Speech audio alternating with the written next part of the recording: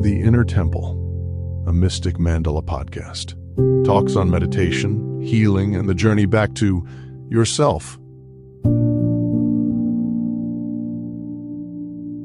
Welcome to the Inner Temple, a sacred space for meditation, healing, and spiritual reflection through guided meditations, soulful teachings, breathwork, and gentle wisdom. The talks on this show help you to quiet the mind, heal the heart, and return to the peace already within you. Whether you're navigating stress, anxiety, heartbreak, or spiritual awakening, each episode is an invitation to come home to yourself.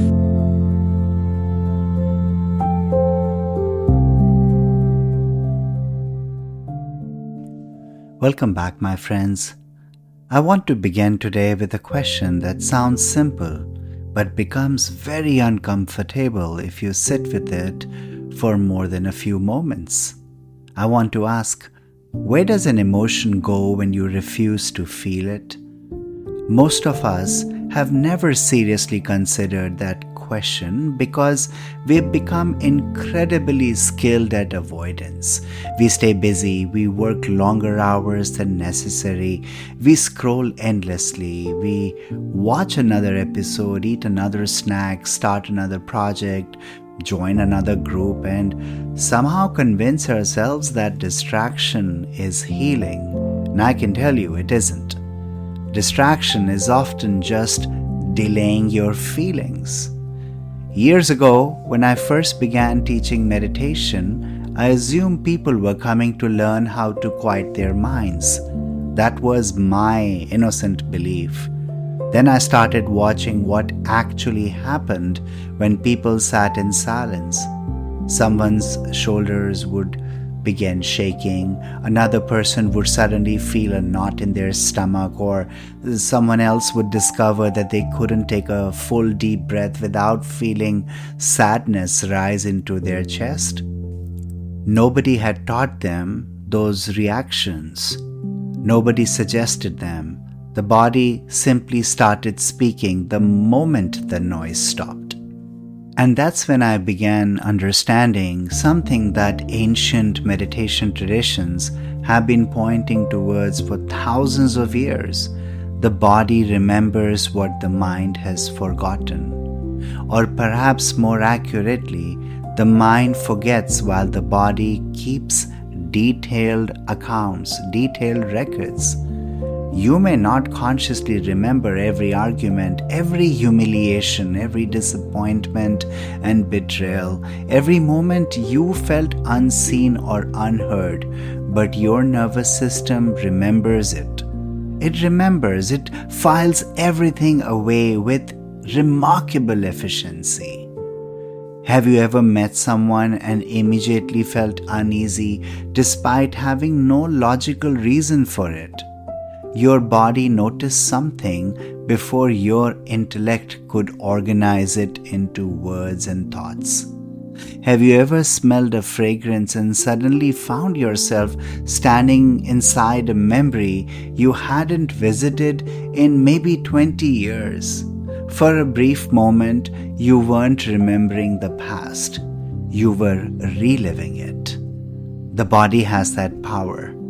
Modern science is now catching up to what contemplative traditions have long understood. Emotions are not just thoughts floating through the mind. They have physical signatures. Fear changes breathing patterns. Anxiety alters muscle tension. Grief affects posture. Chronic stress changes digestion, sleep, immunity, and even the way we perceive reality.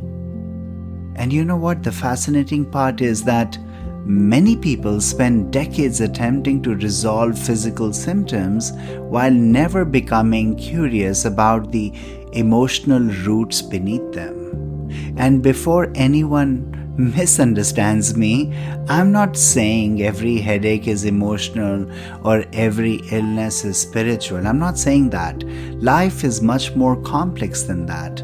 But I'm saying that human beings often underestimate how much emotional weight they are carrying because they've been carrying it for so long it feels normal. It's a bit like walking around with a backpack filled with rocks. If you have worn it since childhood, eventually you stop noticing the weight. You simply assume exhaustion is your natural state. And then one day somebody removes that backpack and you realize how much energy you've been spending just carrying yourself through the day. And I see this all the time in meditation classes. People tell me completely sincerely, Vijay, I'm actually doing great. And meanwhile, they're sitting in front of me with their shoulders so tight they appear to be negotiating a merger with their earlobes. Just hunched up, their jaw is clenched, their breathing barely reaches their chest. Their nervous system is acting kind of like a squirrel that drank 6 cups of coffee. But according to them, everything is perfectly fine. Human beings are wonderfully strange creatures. We can spend years avoiding our emotions while becoming experts at discussing them. Hear that again. We spend years avoiding our emotions while we become experts at discussing them. We can explain our anxiety in tremendous detail without ever feeling it directly. We can analyze our pain, intellectualize our suffering, and create elaborate theories about our unhappiness while never actually sitting long enough to encounter it. And the body keeps the story, not the mind. The body keeps the story. The mind is actually a terrible historian. It edits, it rewrites, it forgets details. It perhaps changes narratives depending on whether you're feeling optimistic or depressed that day. It happens. The body, however, is different. The body is like that relative who remembers everything. Every Thanksgiving, your relatives might remind you of the embarrassing thing you did when you were 9 years old. You wish they would forget, but they never do. Your nervous system operates much in the same way. Many years ago, before meditation became my life's work, I believed that emotional healing was primarily a mental process. I thought if people could understand their problems, they could overcome them. Then life, as it often does, politely informed me that I was wrong. And I began learning meditation. I began sharing meditation, teaching meditation, thousands of hours of classes, thousands of conversations, thousands of people sitting in silence. And I noticed something rather curious. People weren't having intellectual breakthroughs first. They were having physical ones. A man would suddenly realize he hadn't taken a deep breath in years. A woman would feel heaviness leave her chest after carrying grief for decades. Someone would begin crying during meditation and afterwards tell me, I don't even know why I was crying. I heard that sentence so many times that eventually I stopped being surprised by it. Their bodies knew. The mind was still catching up. One of the greatest misunderstandings in modern culture is the belief that emotions exist only in our thoughts, and they don't. Anyone who has ever been nervous before speaking in public knows this. Your stomach knows, your hands know, your heartbeat certainly knows. The entire body participates in an emotional experience. Fear isn't just a thought. It's a psychological event. Anger isn't just an idea, my friends. Anger changes breathing, posture, muscle tension, hormone production, even your way of looking at the world, the interpretation of the eyes. Grief can make your body feel heavier. Love can make it feel lighter. Shame can make someone physically shrink. Confidence can make someone stand so much taller. The body is always involved. Remember this, always. The problem is that most people have become experts at ignoring it. Think about the language we use. I swallowed my feelings. I'm carrying the weight of the world. I have a knot in my stomach. That broke my heart. These aren't merely just poetic expressions, they are observations. The body has been trying to tell us the truth for centuries. We simply become too distracted to listen. And distractions today are everywhere. You can wake up anxious, check your phone, answer emails, scroll social media, watch 3 videos, order lunch, listen to a podcast and fall asleep without spending 30 seconds alone with your own experience. Now, this isn't a criticism of your life, it's just the reality of modern existence. We constantly stimulate ourselves rather being present. Which brings me to one of my favorite Zen stories. A university professor once visited a Zen master to learn about enlightenment. The professor was highly educated and very proud of it, and as they sat together, the Zen master began pouring tea. The cup became full, and he carried on a conversation, and then the cup overflowed. The tea was spilling onto the table, but he didn't stop pouring. The tea was now running to the floor, and the professor finally interrupted and says, "Stop, the cup is already full." And the Zen master nodded and he said, "Exactly." And he smiled and said, "You're like this cup. How can I teach you anything if you arrive already full?" And when I first heard that story years ago, I thought it was about knowledge. Now I think it's about your emotional baggage. Most people arrive at meditation carrying years of unfinished conversations, arguments from 10 years ago, heartbreaks from 20 years ago, regrets from childhood, resentments they inherited from family members. Some people are carrying emotional furniture so old they can't even remember who gave it to them. And yet there it is, still taking up space, still collecting dust, still shaping the way they experience life. Meditation is not the process of adding something new. It is often the process of discovering what needs to be released. And release is an interesting word, isn't it?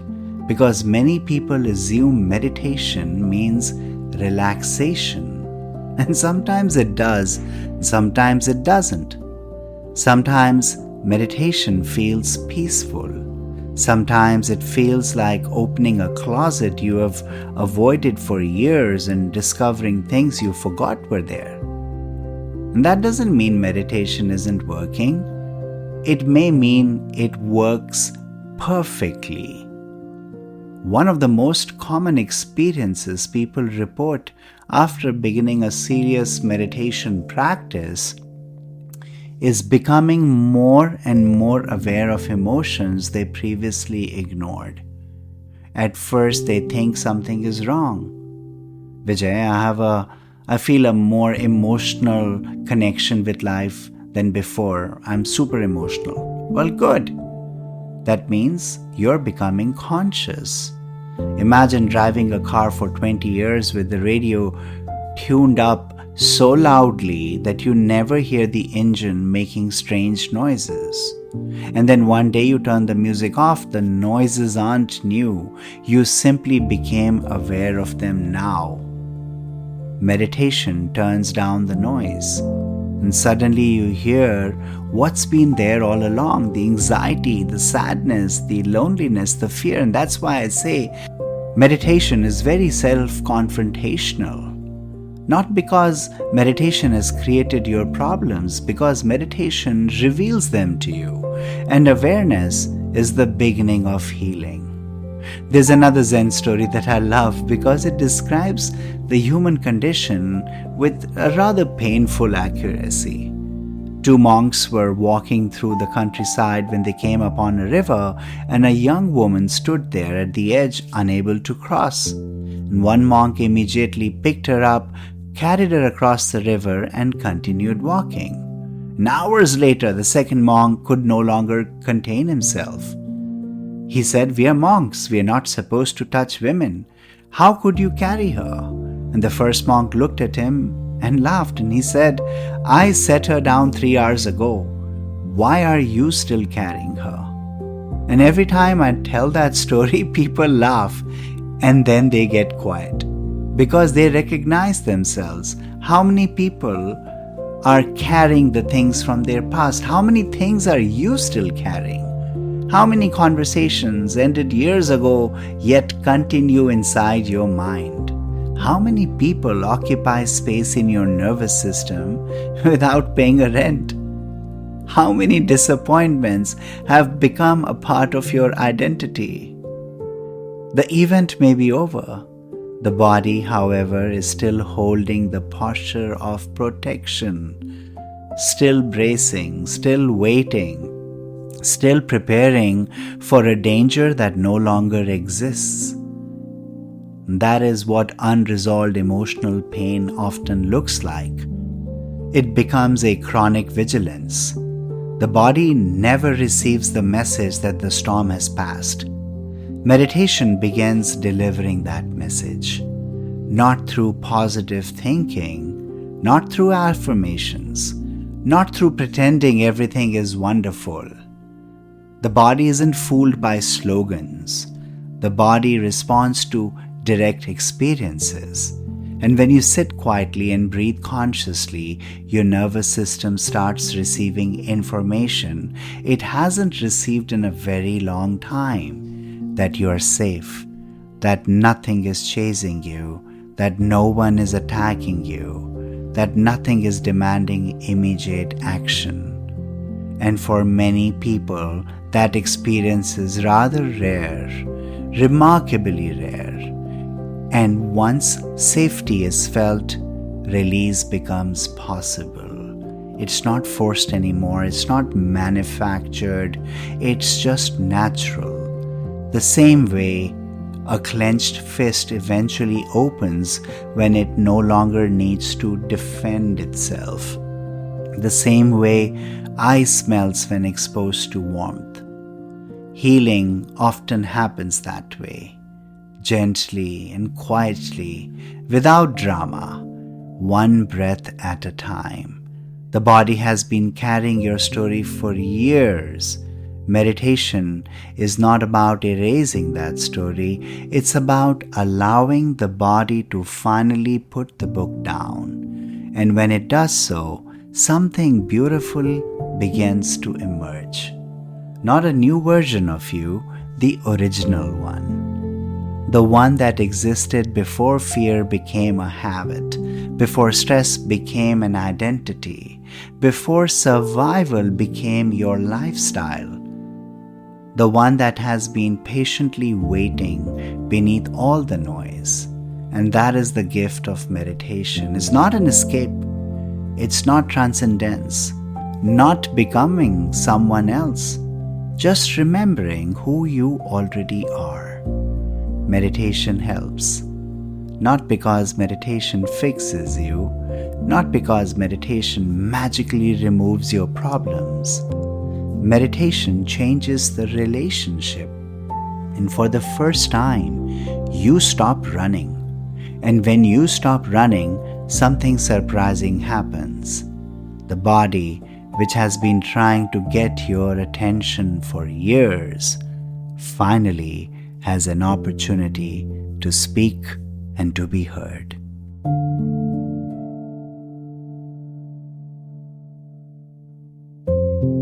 Thank you for listening to our show, The Inner Temple. If this episode brought you peace, clarity, or healing, share it with someone who may need it too.